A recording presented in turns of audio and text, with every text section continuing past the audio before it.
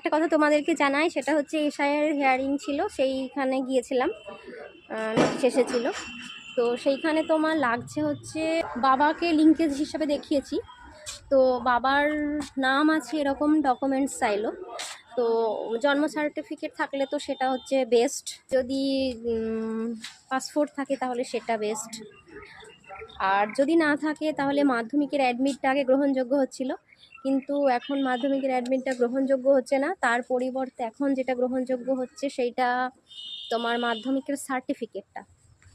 Pan হচ্ছে, আধার হচ্ছে, আর voter কার্ডের জন্য ভোটারটা তো নয়ই, তাহলে তোমার মাধ্যমিকের সার্টিফিকেট আর হচ্ছে তোমার প্যান কার্ড, আধার কার্ড, পাসপোর্ট যদি থাকে তবে সেটা, আর তার আগে যদি জন্ম সার্টিফিকেট থাকে তাহলে সেটাও। কিছু জিজ্ঞাসা যদি থাকে, কোনো প্রবলেম যদি থাকে জানিও, আমি অবশ্যই জানানোর চেষ্টা করবো। টাটা।